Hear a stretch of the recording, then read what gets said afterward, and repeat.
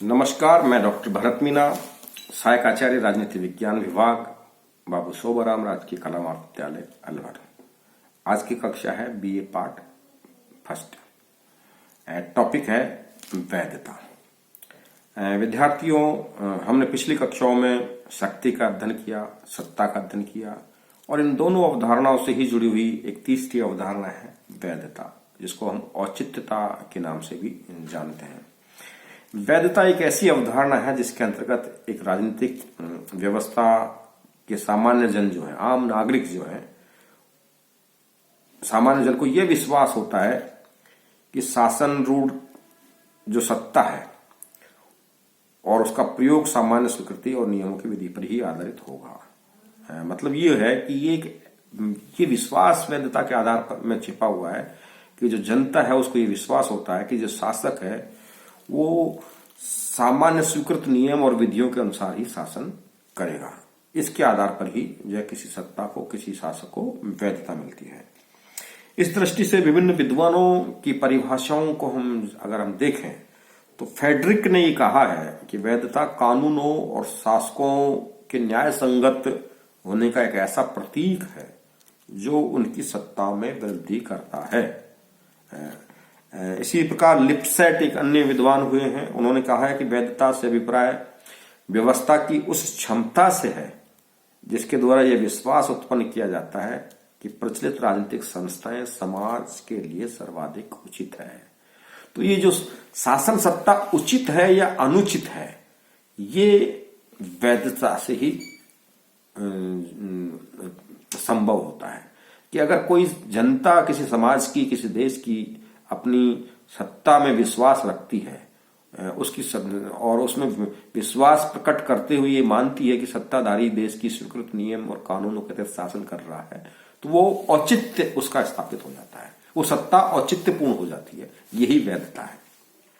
तो इस दृष्टि से हम देखें तो वैधता वह सहमति और स्वीकृति है जो जनता द्वारा या अधीनस्थ लोगों द्वारा राजनीतिक व्यवस्था को प्रदान की जाती है।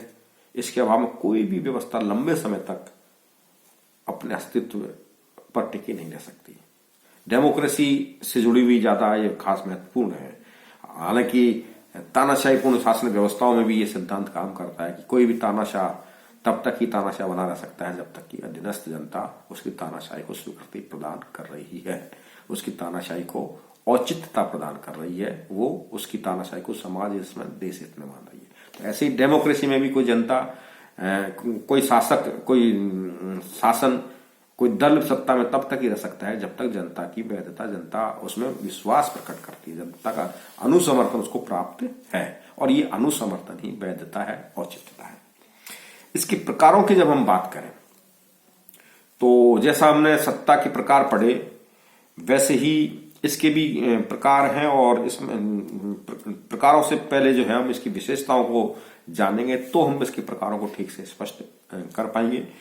3-4 विशेषताओं का उल्लेख मैं यहाँ करना चाहूंगा कि एक तो ये विशाल जन समुदाय की सहमति पर आधारित होती है। जैसा कि हमने इनकी विभिन्न परिभाषाएं देखी, उस आधार पर ही यह स्पष्ट होता है कि सत्ता की वैधता जो है वो विशाल जन समुदाय की सहमति पर आधारित होती है कि यानी जो सत्ताधारी है, जिस देश का सत्ताधारी है, उस देश की विशाल जनता का जो समुदाय है उसकी सहमति उसके साथ है या नहीं है, ये वैधता से जुड़ी हुई बात है। दूसरी जो विशेषता है कि शक्ति को सत्ता में बदलने की अवधारणा है वैधता।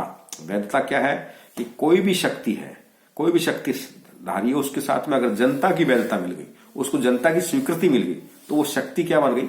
सत्ता बन गई। तीसरी जो विशेषता है वो है वैधता लोगों के मूल्यों और विश्वासों पर आधारित अवधारणा भी है कि लोग किसी सत्ताधारी में, किसी दल में, किसी व्यक्ति में जिसको सत्ता सौंपनी है,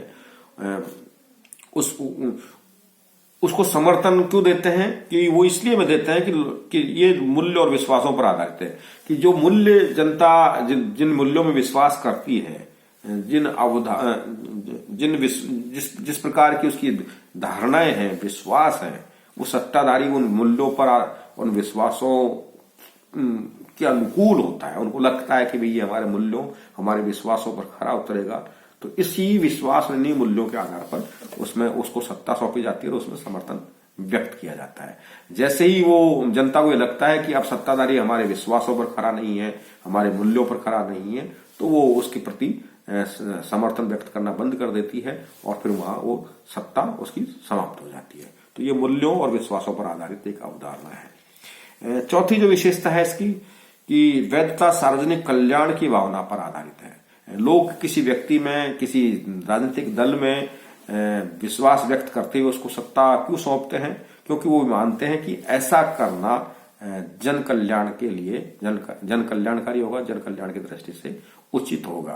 तो इस भावना की वजह से ही किसी व्यक्ति को, किसी राजनीतिक दल को सत्ता सौंपी जाती है, उसको सत्ताधारी बनाया जाता है। तो ये मोटे तौर पर इसकी विशेषताएं हैं कि एक तो ये जनता की आम सहमति पर आधारित है, शक्ति को सत्ता में बदलने की अवधारणा है, लोगों के मूल्यों और विश्वासों पर आधारित अवधारणा है और जन कल्याण की भावना पर आधारित है। ये एक सत्ता की विशेषता है।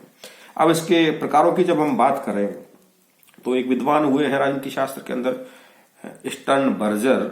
उन्होंने दो प्रकार की सत्ताओं का उल्लेख किया है, दो प्रकार इसके बताए हैं सत्ता के, वैधता के। उसमें पहली तो देवीय वैधता और दूसरी नागरिक वैधता। अभी देवीय वैधता क्या होती है?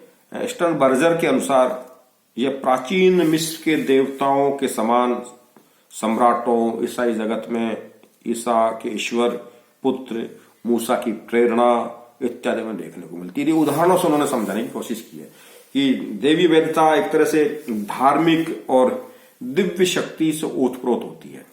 और उन्होंने कहा कि जैसे प्राचीन जमाने के अंदर जो है वो सम्राटों को ईश्वर के समान माना जाता था। ईगल ने जैसे अपने राज्य के सिद्धांत में कहा है कि राज्य पृथ्वी पर ईश्वर का अवतरण है।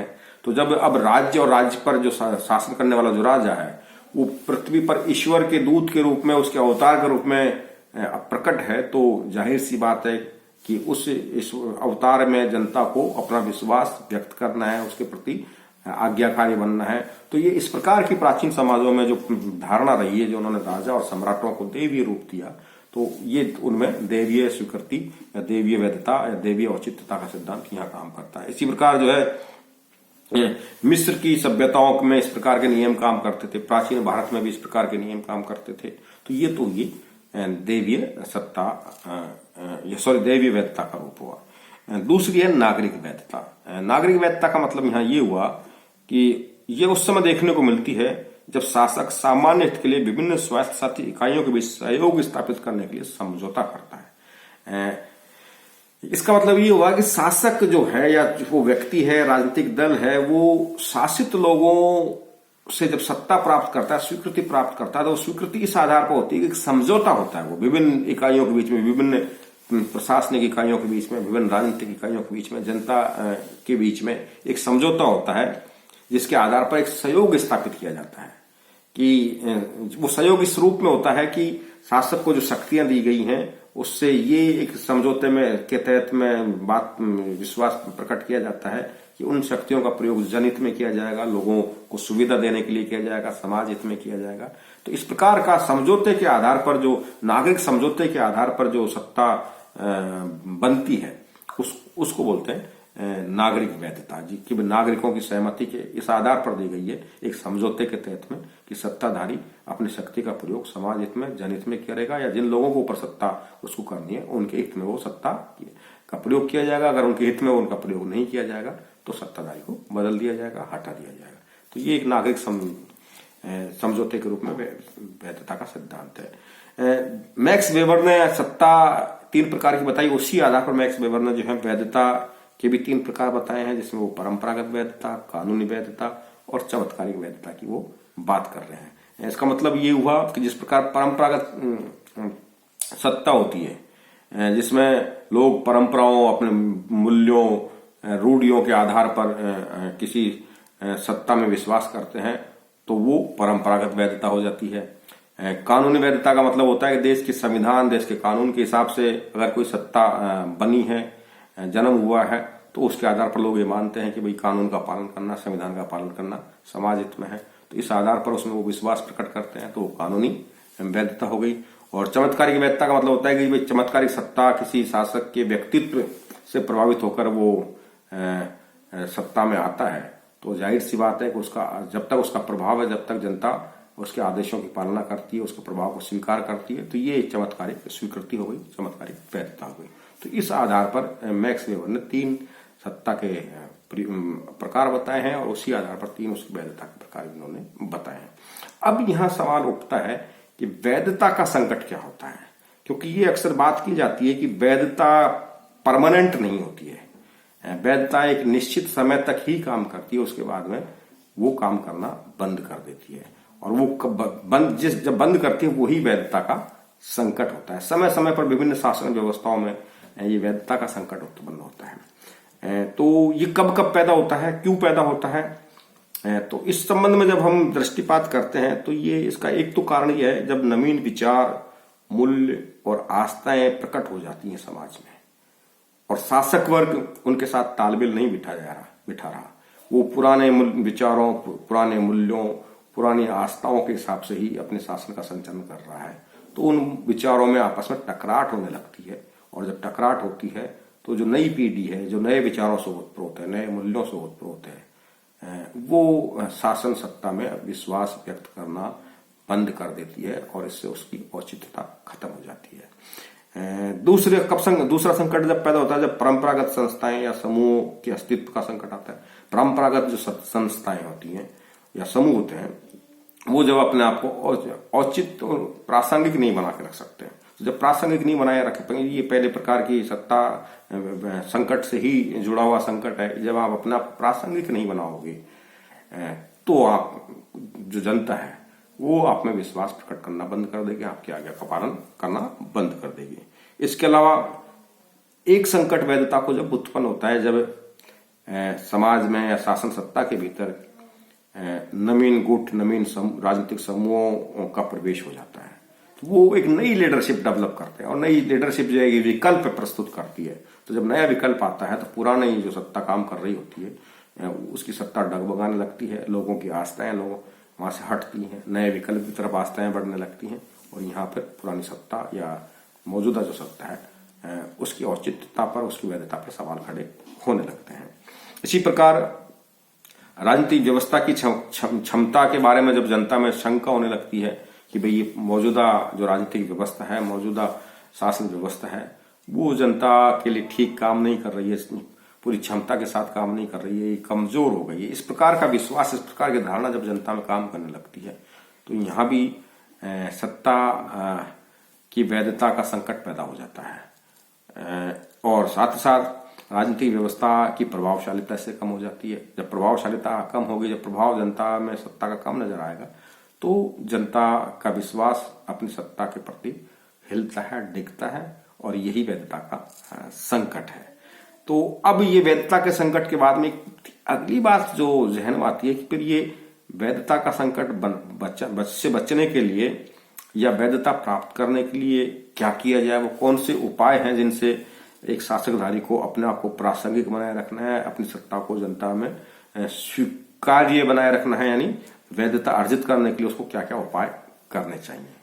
तो इसमें सबसे पहले तो किसी भी शासकधारी को, किसी भी सत्ताधारी को इस चीज का ध्यान रखना चाहिए, इस बात का ध्यान रखना चाहिए कि परिवर्तित परिस्थितियों और विचारों के अनुरूप अपने आप को ढालते रहना चाहिए। जैसे जैसे समाज के मूल्य बदल रहे हैं, लोगों की मान्यताएं बदल रही हैं, विचार बदल रहे हैं, उसी रूप में सत्ताधारी अपने विचार मूल्य बदलते हुए जनता के मूल्यों, जनता के विचारों के अनुकूल अपने आप को बदल ले, अपडेट कर ले, तो उसकी सत्ता को चुनौती नहीं मिलेगी, उसकी सत्ता को वैधता बरकरार रहेगी। दूसरा क्या काम करना चाहिए, परंपराओं और राजनीतिक विरासत की उसको रक्षा करनी चाहिए। जो भी देश की परंपराएं हैं और राजनीतिक विरासत है, क्योंकि जनता अपनी परंपराओं में बहुत ज्यादा अगाध विश्वास रखती है, वो बहुत जल्दी जल्दी उनमें बदलाव नहीं लाती है, लंबे समय तक वो दिलो दिमाग को प्रभावित करती है। राजनीतिक विरासत को लोग जो है अपने गौरव, अतीत का गौरव समझकर उसको संजो के रखते हैं।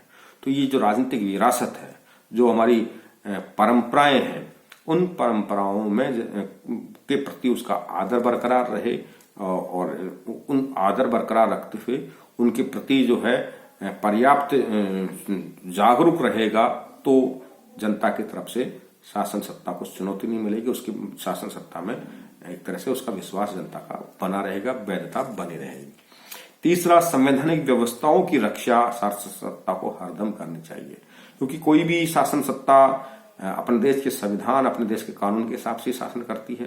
तो जनता में ये विश्वास हमेशा बरकरार रहना चाहिए कि सत्ताधारी जो है संविधान का सम्मान करता है, संविधान का पालन करता है, संविधान और कानून के तहत ही वो शासन का संचालन कर रहा है। इस मर्यादा को अगर वो बनाए रखता है, और बनाए रखने के साथ साथ जनता के दिलो दिमाग में इस बात को स्थापित करने में कामयाब रहता है कि सत्ताधारी संविधान का सम्मान करता है, पालन करता है, उसकी मर्यादा में रहकर ही शासन करता है, तो जनता अपने शासक के प्रति आज्ञाकारी बनी रहती है, उसको समर्थन देती है, उसकी सत्ता को वैधता प्रदान करके रखती है।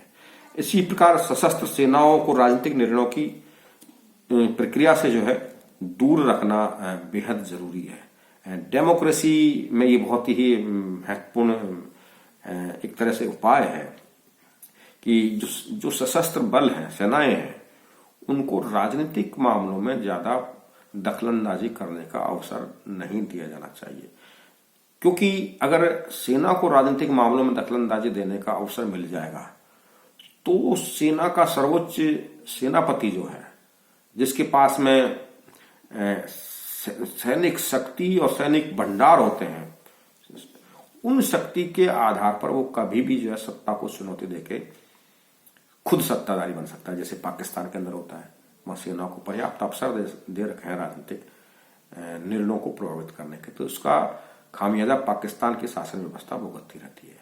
वहां समय समय पर हमने जो है प्रधानमंत्रियों के तख्ता पलट होते हुए देखे हैं सेना के माध्यम से। भारत में इस बात की पूरी जागरूकता के साथ कोशिश की कि सेना को हमने राजनीतिक मामलों से दूर रखा। इसीलिए हमने यहाँ सेना के ऊपर कई और राजनीतिक पदाधिकारियों की नियुक्ति की कि सबसे सर्वोच्च कमांडर तो हमारी सेना का राष्ट्रपति ही है, जो एक तरह से राजनीतिक पद है।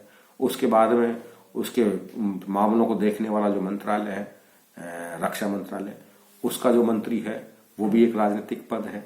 फिर उसके नीचे प्रशासनिक दायित्वों को देखने के लिए रक्षा सचिव होता है, जो प्रशासनिक सेवा का अधिकारी होता है। उसके बाद में जो तीनों सेनाओं के अध्यक्ष हैं वो सेनाओं की तरफ से पदाधिकारी होते हैं। तो तीन बड़े सर्वोच्च पदों के बाद में सेना अध्यक्षों के नंबर आते हैं। तो ये इस प्रकार का जो ढंग है उसने हमारी सेनाओं को राजनीतिक मामलों में दखलंदाजी देने से दूर रखा है। लेकिन पाकिस्तान इस मामले में सजग नहीं था, उसने जो है सेनाओं को राजनीतिक मामलों की दखलंदाजी का अवसर दिया, तो वहां की राजनीतिक व्यवस्था, वहां की सत्ता जो है इसका भुगतान समय समय पर करती रही है। तो ये इस बात का ध्यान रखना चाहिए। एक विचार विमर्श और सहमति के आधार पर निर्णय लेने की प्रक्रिया अगर विकसित कर रखी है सत्ताधारी ने, तो ऐसी प्रक्रिया जो है सत्ताधारी को लंबे समय तक उसकी सत्ता को वैधता देने का काम करती है। क्योंकि डेमोक्रेसी के अंदर हम ये देखते हैं कि सत्ताधारी कोई भी नीति बनाता है, कोई भी निर्णय लेता है, उससे पहले अगर वो संवाद, जनता के साथ संवाद या जनता के प्रतिनिधियों के साथ संवाद प्रक्रिया को अपनाता है और संवाद प्रक्रिया के माध्यम से सहमति अर्जित करता है, तो उस सहमति के बाद में लिया गया निर्णय, उस सहमति के बाद में बनाया गया कानून जो है ज्यादा टिकाऊ होता है और इस आधार पर सत्ताधारी की लोकप्रियता में भी बढ़ोतरी होती है और जनता ऐसे शासक को लंबे समय तक सत्ता में बनाए रखने के लिए उसके प्रति समर्थन व्यक्त करती रहती है, उसके प्रति विश्वास व्यक्त करती रहती है और उसकी सत्ता को औचित्यता या वैधता प्रकट करती रहती है। तो ये एक बहुत जरूरी उपाय है। इसके साथ साथ बहुमत का सम्मान, ये भी बेहद जरूरी है कि जनता के बहुमत का जैसा रुझान है, शासन सत्ता को उस रुझान को समझते हुए उसी दिशा में निर्णय लेने चाहिए, नीतियां बनानी चाहिए, शासन करने की कोशिश करनी चाहिए। तो ये कुछ उपाय हैं जिसके आधार पर एक सत्ताधारी अपनी सत्ता को बचाए रख सकता है, जनता का अनुसमर्थन प्राप्त करके लंबे समय तक उसको वैध और उसको औचित्य बनाए रख सकता है। तो इस आधार पर आज हमने ये अध्ययन किया है कि सत्ता को वैधता मिलने के कौन कौन से तरीके हैं, कौन कौन से प्रकार हैं, वैधता का संकट क्या होता है, वैधता अर्जित करने के क्या उपाय हो सकते हैं। तो इस पूरे परिप्रेक्ष्य में जो है हमको इस बात को समझना होगा कि वैधता किसी शासक के लिए, किसी सत्ताधारी के लिए कितनी महत्वपूर्ण है सत्ता में बने रहने के लिए और अपनी सत्ता को लोकतांत्रिक, जन उपयोगी, प्रासंगिक बनाए रखने के लिए। आज के लिए इतना ही। हमारे विषय से संबंधित अन्य जो टॉपिक है उनका अध्ययन हम आगे की कक्षा में करेंगे। धन्यवाद।